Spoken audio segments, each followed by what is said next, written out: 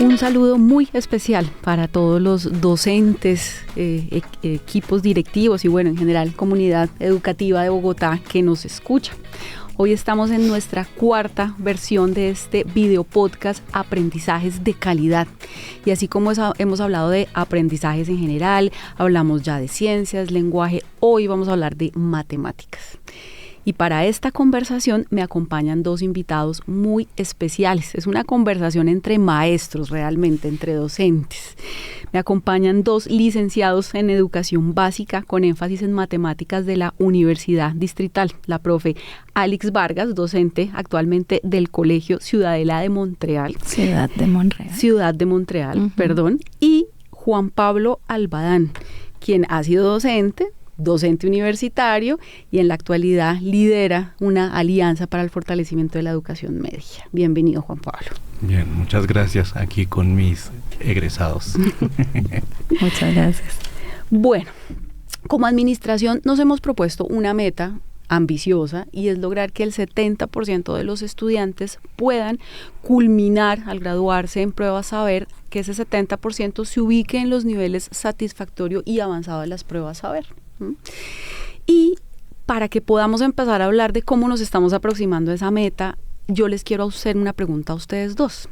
Escogimos las áreas de lenguaje y matemáticas porque entendemos que son áreas fundamentales, áreas básicas. ¿Por qué?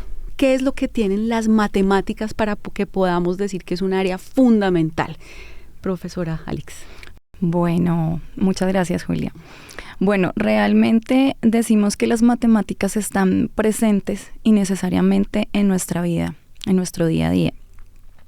Sabemos que desde el inicio de nuestra historia como civilización, las matemáticas han sido una construcción de nosotros mismos, de cómo podemos saber qué pertenencias tenemos, de cómo podemos incluso medir y saber cuántas de esas pertenencias y recursos que necesitamos son necesarias y utilizamos en nuestro día a día y en nuestra vida. Hoy en día, en nuestra cotidianidad, aún así las matemáticas siguen presentes. Sí o sí las encontramos en nuestra gestión del dinero, en cómo manejamos nuestros recursos financieros también. Entonces, de hecho, por eso es que decimos las matemáticas están presentes y son necesarias, son aprendizajes básicos para nuestros estudiantes hoy en día. Juan Pablo, ¿cómo lo ves tú? Pues es una pregunta bien bonita, en términos digamos, hay una cosa como la funcionalidad que está planteando Alix, del día a día, la cotidianidad, pero yo creo que si lo ponemos en todas las áreas decimos inglés, bueno, sería básico porque es el lenguaje ahora universal, de comunicación, lenguaje también. Creo yo que en términos estructurales las matemáticas tienen un asunto de lenguaje y de poder también comprender y de interpretar las otras ciencias, las otras áreas, las artes, la educación física, la cultura. Entonces, en esa construcción cultural que estaba diciendo Alix, hay unas características básicas de poder construir nuevos mundos posibles. Entonces, las matemáticas tienen mucho que ver con eso, con construir mundos posibles, diría la profe Claudia Salazar, por ejemplo, de construir nuevas realidades, de transformarlas, de hacer unas modificaciones y de generar nuevos conocimientos y de funcionar como pivotes para construir nuevos conocimientos en otros campos. Eso es una riqueza filosófica bien interesante de las matemáticas. Bueno, ustedes hablan de aquí, rescato unas palabras claves.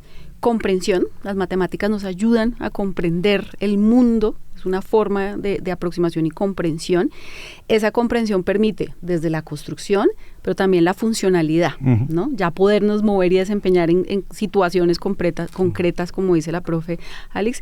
Y muy importante el tema de los pivotes, porque yo creo que cuando nosotros también escogemos esas dos áreas desde lo fundamental, estamos pensando en eso, como son pivotes desde los cuales trabajo otras áreas, logro otros conocimientos, no es desconocer otros, sino decir aquí hay unos pivotes desde los cuales puedo construir. Bueno, y ahora entonces vamos a entrar en materia para hablar de nuestra apuesta de priorización de aprendizajes.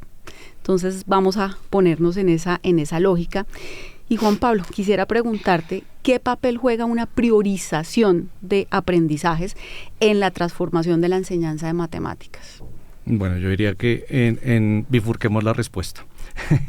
Curricularmente hablando, todo buen currículo, como apuesta sociocultural, no como plan de estudios o como malla, sino como una apuesta sociocultural, que es la mirada de la política pública, entre otras cosas, tiene, digamos, 4 funciones importantes, esenciales. Una función de sistematizar, una función de registrar, una función de traducir y una función de proyectar.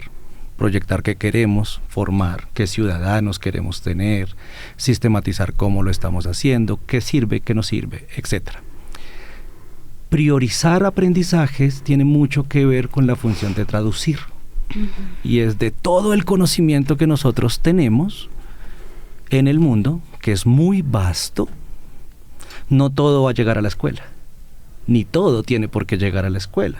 Y va a depender mucho de la cultura. Si tú me hablas de priorizar, por ejemplo, aquí en Colombia, tal vez es distinto de si hablamos de priorizar en un colegio con una naturaleza cultural de una etnia muy específica. Por eso decimos PEC, decimos PEI, etc. Entonces, priorizar aprendizajes tiene que ver con eso, con cumplir la función de la traducción cultural que queremos que se viva en la escuela y que se transforme en la escuela. En el caso de las matemáticas, implica reconocer todos esos conocimientos disciplinares específicos, llevarlos a unas didácticas muy particulares y enriquecer la complejidad de las matemáticas conociendo la cultura y transformando las culturas con ese desarrollo. Entonces, ¿para qué funcionalmente tiene que, digamos, con lo operativo? Para optimizar tiempos, etcétera, pero desde lo operativo, pero desde lo estructural, para cumplir con esa traducción de la cultura y la escuela y establecer esa relación escuela-comunidad, que es una cosa que a veces parece obvia, pero la perdemos. En la apuesta de priorización de aprendizajes, que aprovecho para recordarle a todos los maestros, se encuentra en Red Académica, nuestro portal. Nuestra apuesta de priorización, propuesta de priorización de aprendizajes, cubre desde primer grado hasta 11 y me haces pensar que, claro, está relacionada en parte con lo operativo, como un apoyo también a la planeación, pero rescato algo que dices y que creo que nos ayuda a unir lo estructural con lo operativo, y es: no todo puede llegar, no todo va a llegar, no todo va a alcanzar a llegar.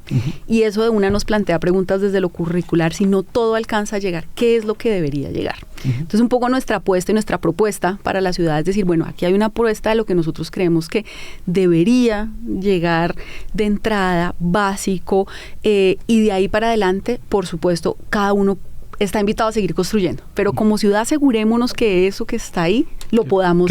Que pase, exacto. Después vemos qué más llega, pero que pase. Pero entonces, profe, hablemos ya de esto, de las aulas, de los colegios, cómo podemos hablar de priorización en colegios. Y entonces yo quisiera preguntarle cómo ha sido ese proceso de identificar, priorizar, pues, en su trabajo con sus estudiantes. Bueno, listo. Gracias, Julia. Bueno, quiero contarles que en el colegio, el espacio académico que yo oriento es un ambiente de aprendizaje enfocado en desarrollar el pensamiento matemático financiero. Entonces, este espacio es orientado desde grado primero hasta grado 11. En compañía de otros docentes, somos los encargados de orientar dicho espacio. Cuando tú me preguntas a mí cómo ha sido ese proceso de identificar y escoger esos aprendizajes que son necesarios para enseñarles a nuestros estudiantes, pues bueno, digamos que nosotros partimos de los derechos básicos de aprendizaje, de los estándares de matemáticas, y también, pues, de hecho, por nuestro énfasis de un documento que se llama Orientaciones Pedagógicas para la Educación Económica y Financiera. Pues, sin embargo, pues, es un proceso que, como tú decías, enriquece cada docente desde las necesidades de sus estudiantes y del énfasis de la institución y de lo que quiere y lo que busca el espacio de formación. Este año, con el lanzamiento de los aprendizajes priorizados, pues nosotros decidimos incluirlos y tenerlos en cuenta en nuestro plan de estudios, ¿sí? Para nosotros fue como una luz, fue como bueno, digamos que tenemos esos aprendizajes priorizados, podemos partir de acá y tener un camino, digamos que un poco más organizado, ¿sí? Para poder vincular esos aprendizajes priorizados a lo que nosotros trabajamos en nuestro plan de estudios de matemáticas financieras. Entonces, digamos que ha sido un trabajo también de revisar los documentos y de seleccionar los que consideramos apoyan nuestro plan de estudios, desde esas orientaciones pedagógicas de educación económica y financiera. Entonces, digamos que prácticamente lo que nosotros hemos hecho es como una priorización de la priorización. Seleccionamos aquellos que consideramos más necesarios y que apoyan cada uno de los contenidos financieros. Entonces, realmente nosotros estamos usando las matemáticas como una herramienta. Nos están apoyando esos contextos financieros que queremos darles como tal unas actividades y planearlas de una forma más significativa por medio de las matemáticas como herramienta y no como un área de estudio. Y con los estudiantes, ¿qué cambios? Claramente nos dices, ha sido más un apoyo desde la planeación para nosotros, la selección nos ha ayudado a organizarnos. Pero ¿qué cambios, por ejemplo, ves en las prácticas de aula y con los estudiantes al trabajar con base en estos aprendizajes priorizados, a incorporarlos en lo que vienen haciendo? Claro, mira que realmente como docente y pues toda la trayectoria y la experiencia que uno tiene, pues siempre la idea de nosotros como docentes es la transformación de cómo ven realmente los estudiantes las matemáticas, qué percepción tienen y cómo están predispuestos ellos a veces hacia las matemáticas. Entonces ha sido también una práctica muy enriquecedora. Sí, para ellos realmente lo he visto y lo he evidenciado que para ellos ha sido realmente significativo, motivante, entonces expectante para ellos, porque pues realmente uno lo que busca es darles, como yo te decía, esas experiencias más significativas y que ellos realmente puedan incluso ponerlas en práctica. Entonces te voy a poner un ejemplo. En grado segundo, la idea con ellos fue contextualizar financieramente cómo las personas de su familia obtenían dinero, de dónde proviene el dinero de la familia y de los participantes de la familia. Entonces terminamos así hablando de profesiones y también de oficios. Luego decíamos, bueno, intentemos explicar cómo se utilizan esos recursos, cómo se utiliza ese dinero y en qué se está utilizando. Entonces, pues decíamos, bueno, independientemente de la profesión o oficio que tengan en su familia, sus padres o sus acudientes, coincidimos todos en que las familias, independientemente de la profesión o oficio, estamos utilizando ese dinero en comprar en la canasta familiar. Entonces, desde una contextualización financiera, eso es lo que estamos haciendo con los estudiantes. Decimos, bueno, ¿y cómo podemos relacionar ahí las matemáticas? ¿Sí? Entonces, lo que hacemos es proponer también, desde nuestras clases, un juego. En este sentido, se les propuso a ellos un juego de roles, que los estudiantes podían comprar y vender en tiendas de barrio, que es su contexto más cercano, inmediato más cercano, ¿sí? En niños de segundo de primaria. Entonces, pues bueno, cuando después revisamos, listo, ¿y qué aprendizaje nos sirve en grado segundo, que nos ayude y nos apoye estas actividades? Bueno, entonces hablamos de un aprendizaje que, si no estoy mal, habla cómo resuelve operaciones de adición y sustracción, operaciones combinadas entre ambas, y la multiplicación como suma reiterada. Ese es el aprendizaje priorizado que buscamos relacionar. Y digamos que más o menos ese es el proceso que hacemos en la planeación y en el plan de estudios. Vincular y relacionar y apoyar ese currículo como tal financiero, también potenciarlo, ¿sí? Entonces, las actividades que realmente proponemos, como yo te decía, es un juego de roles en el que poco a poco pues también vamos proponiendo estrategias para que podamos ver cómo es que ellos están desarrollando habilidades en las que nosotros podemos evidenciar ese aprendizaje. ¿Sí? Creo que mencionas algo que parece muy obvio, pero no siempre lo es, y es la intencionalidad al final, ¿cierto? La actividad que desarrollemos, ¿qué aprendizaje busca? ¿No? ¿Qué es lo que queremos lograr? Y por eso digo que parece obvio, pero no siempre lo es. Entonces, creo que vale la pena volverlo a traer sobre la mesa, ¿no? Que lo que planeemos y desarrollemos siempre tenga un propósito claro detrás. Bueno, Juan Pablo, aquí estamos hablando de funcionalidad, cosas concretas, didácticas, y yo te voy a hacer una pregunta que nos lleva otra vez un poquito como a lo estructural. ¿No será que hablar de priorizar es perder en riqueza, en complejidad, y perdemos parte de lo que deberíamos aprender con las matemáticas? De facto diría no. El asunto es por qué no, o en qué sentido no. Creo que Alex nos está poniendo aquí unas experiencias donde uno dice, venga, parece que solo es un aprendizaje, ¿cierto? Pero es en carne viva desglosar un montón de aprendizajes asociados, entonces es, de hecho, respetar la complejidad de las matemáticas, que es lo que en términos políticos hemos intentado hacer en los últimos 25 años en este país, desde que salieron los lineamientos curriculares y empezamos a hablar de pensamientos. Entonces, los pensamientos, ¿quiénes los tienen? Las personas. Entonces, ¿cuál es el centro y de dónde parte todo? De las personas, del sujeto, de sus realidades, de sus proyectos y de lo que tú decías. Nosotros como secretaría le estamos apuntando a lo que queremos que pase, lo que debe pasar, después llegarán otras cosas, pero es lo que debe pasar con esos sujetos, para esos sujetos, desde esos sujetos, ¿cierto?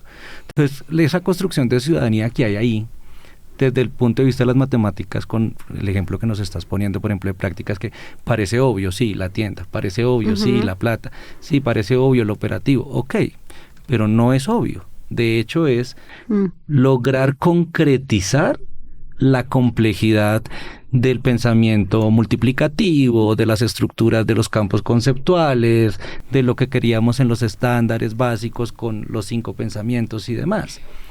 Al principio puede ser más engorroso para uno como profe, porque uno tiene que pensar en la intencionalidad, ¿cierto? Pero cuando ya uno logra descifrar eso, el resto de cosas operativas es mucho más óptima. Entonces hay una optimización de tiempos, hay una optimización de recurso, hay una optimización de esfuerzo para uno como profe, para la comunidad y para el estudiante. Porque yo como estudiante hice parte de lo que quería aprender. Le di sentido a lo que quería aprender. Y eso, pedagógicamente, didácticamente, teóricamente, donde lo quieran ver, está muy asociado con el proyecto de vida. Con potenciar los proyectos de vida de esos, en este caso niños, pero también de las juventudes, también de los adolescentes, que empezaría a pasar. Entonces no se pierde. Por eso digo de facto no. Si lo logramos llevar a estos procesos de concreción, si logramos recuperar las prácticas que muchos profesores hacen, que puede ser desde estas cotidianidades o algunas experiencias que he conocido, por ejemplo, de profes de matemáticas últimamente en medias, que trabajan la trigonometría desde el uso de internet y desde en lo rural, por ejemplo, que no llegaba la señal y tenían que tener unas antenitas de un operador particular, y entonces que les decían que más megas, que menos y empezaron a trabajar todo el proceso trigonométrico que hay ahí de funciones y un montón de cosas a partir de una cosa tan sencilla como tener conectividad y poder vincular esos otros procesos. ¿Qué requiere eso? Porque en el fondo la pregunta es, ¿requiere los cambios de las prácticas de aula?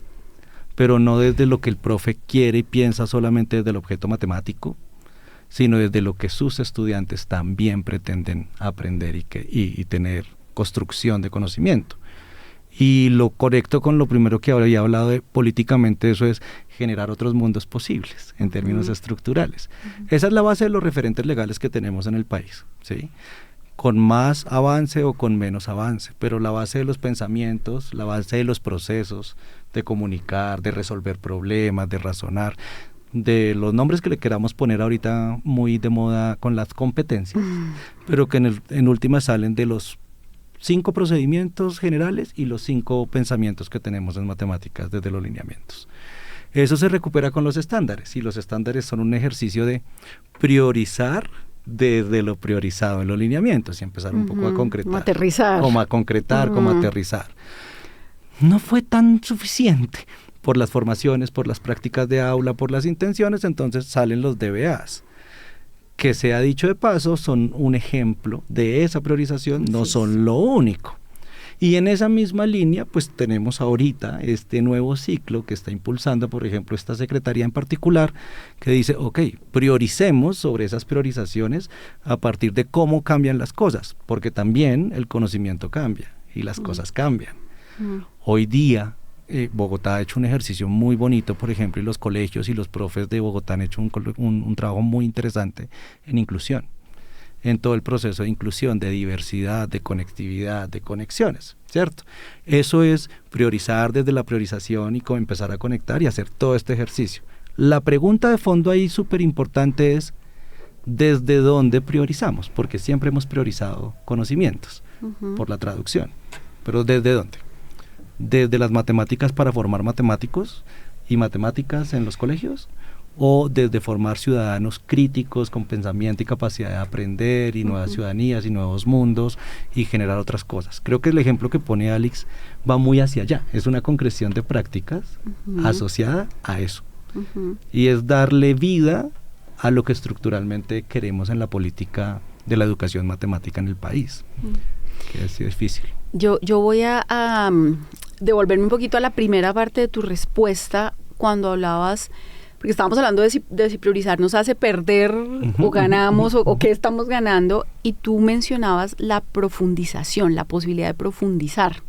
Entonces, claro, la Secretaría en esta propuesta de apuesta tiene eso como principio, es la invitación a profundizar, de manera que digamos, ok, y voy a tomar tus palabras, si uno profundiza, de alguna forma asegura algunas competencias y desde eso optimizo hacia adelante, porque ya aseguro que tengo otra vez como una base. Eso está muy presente en esta propuesta, ¿sí? Es como una idea de empecemos asegurando de nuevo esas bases y esos pivotes, por llamarlo de alguna forma, no con relación a otras áreas, pero del conocimiento del área, y después podemos optimizar. Creo que es interesante también algo que mencionas sobre la profundidad, o la oportunidad, de nuevo, de comprender, porque es comprender para comprender el mundo. Entonces, como que en la lógica de qué ganamos o qué perdemos, quisiera destacar que estamos ganando la posibilidad de profundizar y que esa profundización nos ayude a comprender y seguramente después a conectar o al tiempo con el contexto y demás. Pero es como dos cosas que están claves igual en esa propuesta de apuesta que estamos haciendo. Además, mira que con lo que dices, no quiero perder la buena experiencia que nos pone Alice y la práctica, por ejemplo, porque el aprendizaje esencial que mencionas suena como multiplicación como suma reiterada, ¿cierto? Y entonces uno dice como, pues no voy a gastar 2 meses multiplicando, ¿qué es eso? O sea, enséñale las tablas y ya, que es muy en las creencias que tenemos, ¿verdad? Pero cuando uno entra a mirar la estructura multiplicativa que hay debajo, la estructura aditiva de dónde vienen los estudiantes, las funcionalidades y los contextos, tú ya puedes resumir, si se quiere mirar en términos de contenidos, ahí pueden haber 10 contenidos. Entonces tú no tienes que hacer un montón de cosas, sino que lo resuelves como hemos construido conocimiento, resolviendo una situación, resolviendo un fenómeno, resolviendo un problema, ¿sí? Este tipo de cambios de prácticas salen del comprender, salen del hacer, y eso creo yo que es un cambio de práctica de aula gigante, ¿sí? Más el protagonismo de los estudiantes, que eso es súper importante, y creo que esta apuesta desde Bogotá está muy puesta. Bueno, Alex, volvamos por acá al aula. Tú nos hablas del ambiente de aprendizaje hacia la educación financiera.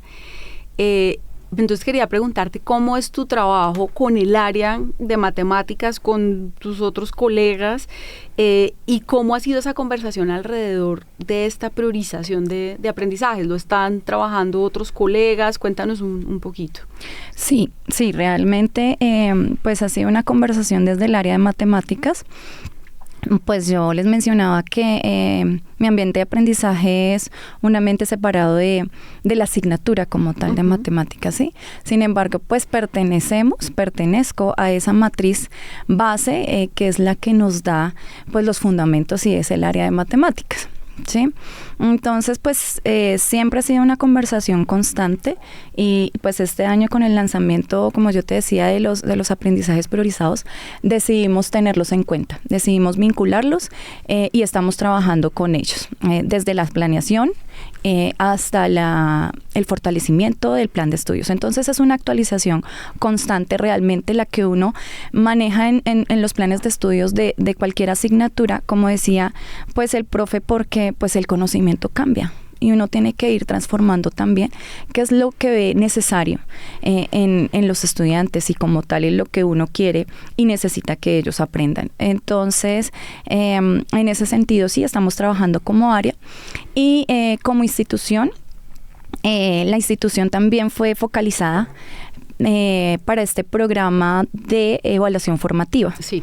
Entonces, desde la institución hay otros docentes, no solamente del área de matemáticas, sino docentes, por ejemplo, los docentes que son de básica primaria, que también han asistido a charlas. Hemos asistido varios docentes a charlas y socialización de los aprendizajes priorizados. Entonces, pues, eso es lo que te puedo contar de cómo ha sido ese proceso en la institución. Pues yo creo que cuentas algo muy importante que yo quisiera aprovechar para hacerle una invitación a los docentes que nos escuchan, y es que los aprendizajes priorizados queremos que sean una herramienta que los ayude, ¿sí? A revisar lo que tú dices. Nosotros llegamos, la incorporamos, nos apoyó en nuestra planeación como área, pero también en nuestra planeación de aula como docentes. Creemos que es un apoyo a la gestión de aula, porque es como también una apuesta en ese sentido. Queremos que lo vean así. Y recogiendo lo que ustedes dos mencionan, claro, el país tiene distintos referentes. Esta apuesta de aprendizajes priorizados parte de esos referentes. No es una cosa que diga nos vamos a inventar otra cosa. No, recoge, recopila y dice aquí hay una apuesta más ese principio de priorización y profundización, pero parte pues de los referentes nacionales. Bueno, ¿y para qué vamos acá? Llegando hacia el final de nuestra conversación, ustedes han mencionado en distintos niveles educativos, la básica primaria, por acá mencionaste la media, pero hablemos de proyecto de vida. ¿Cómo es que las matemáticas aportan en esa construcción de sentido y proyecto de vida? Entonces, Juan Pablo. Pues, de nuevo, creo que ahí tocas un punto bien interesante y es priorizar desde dónde. Entonces, si yo veo solo operativamente las matemáticas o funcionalmente, quiero que todos mis estudiantes sean matemáticos y matemáticas del futuro y demás, y entonces meto 1000 cosas y 1000 complejidades del conocimiento, pero creo que, como lo planteé al principio, el proyecto de vida respeta mucho las intencionalidades y el protagonismo de los estudiantes. Entonces parte también de ahí, no lo que yo quiero que mis estudiantes tengan con lo que yo creo que es un proyecto de vida, sino el protagonismo de los estudiantes asumiendo qué soy, qué quiero ser, qué he sido, qué puedo ser, cómo me muevo, cómo no me muevo.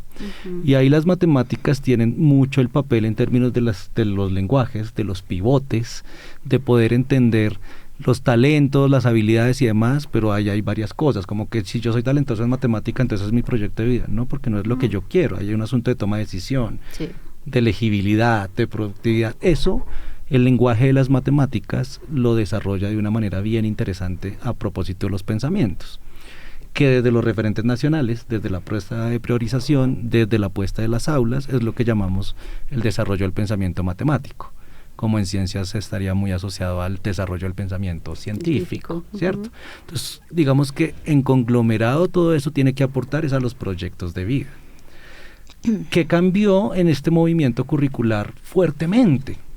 Que cuando se ponen las competencias se recupera el sujeto y entonces tenemos que involucrar desde el protagonismo estudiantil, juvenil, por lo menos en la apuesta en la que estoy ahorita con media y demás, muy fuertemente juvenil, pero en primera infancia el protagonismo infantil, estudiantil en general, cómo eso aporta, cómo todo aporta a tu proyecto de vida, porque sí, porque no, porque tienes la posibilidad de elegir sí o no, o porque tú puedes construir otros mundos a partir de todo ese desarrollo y construir tu ciudadanía, aprender a comprender, aprender a sentir, aprender a vivir en comunidad, todo este tipo de cosas que son como los aprendizajes esenciales del siglo XXI y competencias del siglo XXI en otras teorías, bueno, como lo quieran llamar.